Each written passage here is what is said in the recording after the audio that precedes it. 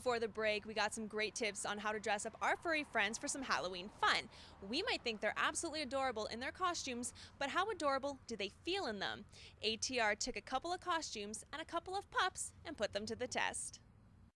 I would say it depends on the dog. And so if you've got a dog that's a laid back dog, doesn't care, isn't stressful for the dog, then, it should be fine. And I mean, the whole ethical part of it is that's kind of an owner decision, right? If you're stressing the animal out or you have an inappropriate an unsafe costume, that's kind of common sense is the kind of the rule. But again, it kind of depends. You have to have the right dog to do it to in the first place. I'm joined now by Krista and Maya the peacock and Atlas the lobster. And can you talk a little bit about the costumes these guys are in? Because they look extremely comfortable in them. They are. The peacock is very simple. It's basically just like a sweater with the tail up, so it's not interfering with her hind legs, so she's comfortable. And the hat is really light, and it has ear pockets, so her ears aren't bent or folded, so she's comfortable with it. And Atlas's lobster costume just lays over his back and Velcros underneath, so there's nothing to wrap around him either. And for the costumes like this that go around them like that, can you alter them if you have to? Yep. Yeah, you can. You can stitch them, and there is Velcro.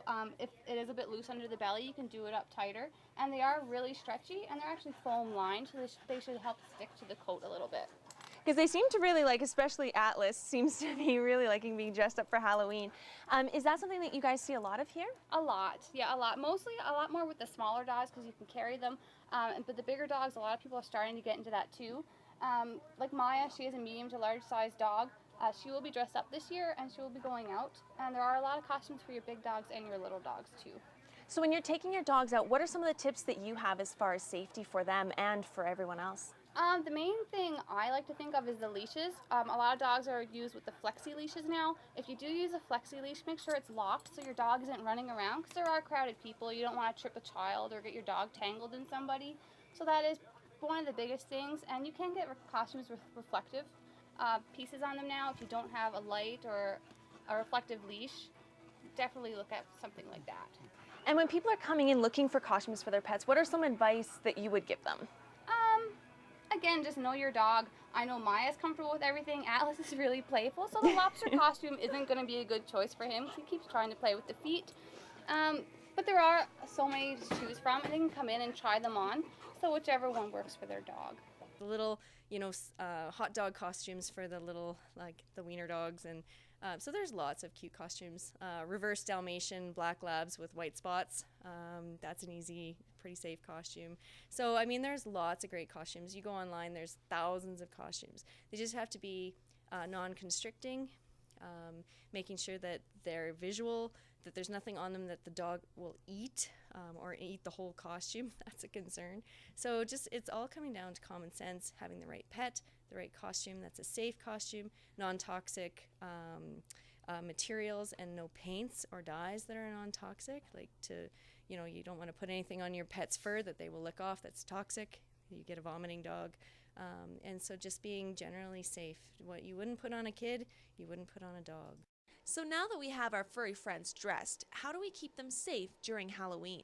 In terms of dogs are more, they'll get into things, they'll eat things, a whole bowl of candy, gone. We see that quite often, or we get the call about, I had some candies in a bowl, dog ate the whole thing. So we worry about wrappers, big candies not being able to pass through. Chocolate, of course, being high doses of chocolate can be potentially toxic to dogs and cats. Cats, more the decorations from Halloween.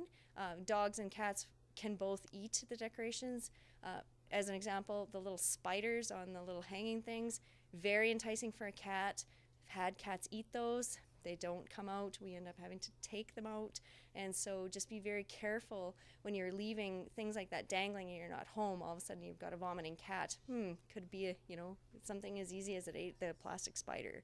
So decorations, you have to be careful. Candies and stuff, when you have them there, make sure they're out of the reach of the dog, and just kind of common sense things as well. The only thing about Halloween, lots of people coming to your door, opening your door. And so probably one of the most hazardous things, especially for fear dogs, is you've got scary people coming to your door, dogs generally running out, open door, they're gone. And so making sure that you keep your pets contained. If you've got stressy dogs, put them in the back room, put them in a crate, somewhere that they're not going to, get out and potentially get away on you. Because that's the other thing about Halloween is you're opening your door 50 times a night instead of once a night that you may or may not open your door, and you don't want your pet to get run over. And that's probably one of the biggest concerns.